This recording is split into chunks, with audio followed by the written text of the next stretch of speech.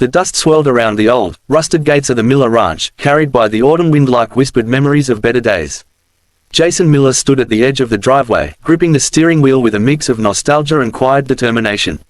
The ranch had seen better days. The barn sagged in the middle, fences leaned as if exhausted by time, and the fields, once golden with wheat, were now patches of untamed weeds. To anyone else, it would have seemed like a place abandoned by luck and love alike. But Jason saw potential. Only weeks ago, he had lost almost everything that mattered. His marriage had ended in a storm of bitterness, the court hearing a merciless auction of the life he and his ex-wife, Karen, had built together. As he packed the last of his belongings into his old pickup truck, he could still hear the echo of her laughter, sharp and dismissive. "You're moving back to that dump," she had said, her voice dripping with condescension. "Good luck surviving here without me." For a fleeting moment, the words had stung. But as the truck rumbled down the long road toward his ruined property, a calm settled over Jason. He carried no illusions about the work ahead. The ranch would not restore itself, and healing from the wounds of betrayal was even more challenging. Yet, there was a spark within him, one that had survived the years of disappointment and doubt.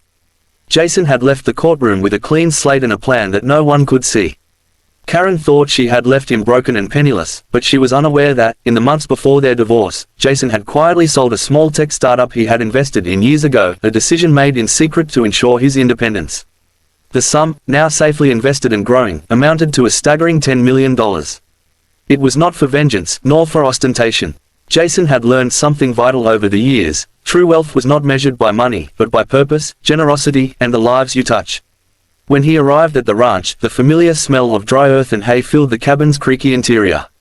He walked through the house slowly, his hands brushing against the walls, tracing memories of laughter and arguments, of promises whispered late at night, and dreams that had faded. The windows were grimy, the roof leaked in spots, and the barn door squeaked like a tired old man protesting the passage of time. It was broken, but not beyond repair, much like himself. Jason set to work immediately.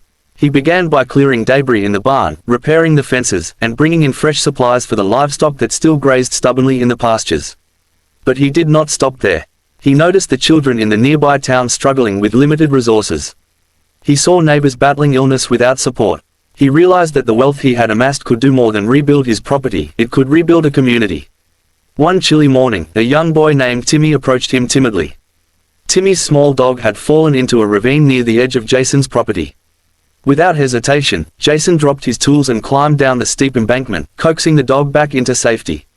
The boy's eyes were wide with awe, and the gratitude in his voice struck a chord in Jason's heart. "You didn't have to," Timmy whispered, shivering in his thin jacket. Jason smiled, ruffling his hair. "Sometimes, helping someone else is the best way to help yourself." Word spread quickly in the town about Jason's quiet acts of kindness. He repaired the local playground, offered scholarships for children's education, and funded the renovation of the town's dilapidated library. None of this was broadcast or announced. He preferred the satisfaction of knowing he was making a difference, not seeking recognition. Months passed, and the ranch transformed. The barn gleamed with fresh timber, the fences stood proud and straight, and the fields blossomed under Jason's care. More importantly, the town began to thrive. Jason had become a quiet hero, someone whose presence radiated hope and resilience.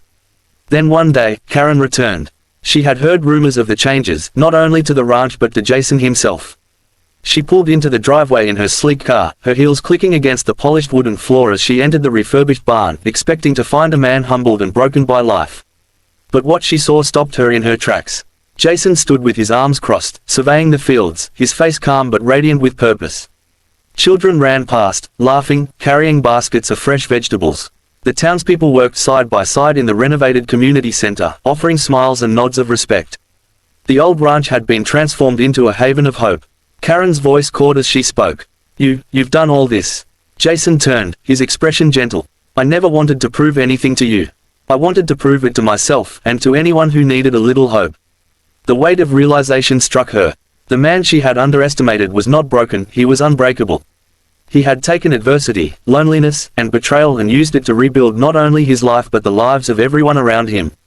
And he had done it quietly, without bitterness, without seeking revenge. In that moment, Karen understood something profound. Wealth, true wealth, was not about money. It was about compassion, resilience, and the courage to rise above hurt and disappointment. Jason walked over to her, not with anger, but with the calm dignity of a man who had found inner peace. "There's always a choice," he said softly.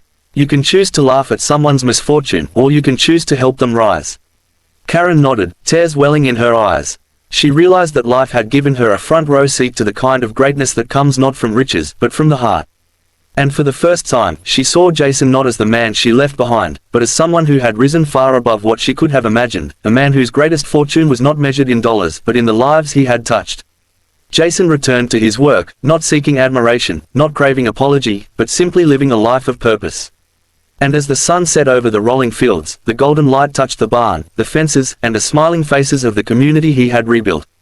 In the silence of that evening, there was a quiet, undeniable truth. Even after heartbreak and hardship, kindness, determination, and selflessness could create a life richer than anyone had ever dreamed. And so the ruined ranch, once a symbol of loss and laughter at another's expense, became a testament to resilience, a beacon of hope, and a reminder that the greatest fortunes are not found in money, but in the power of the human heart to transform, heal, and inspire.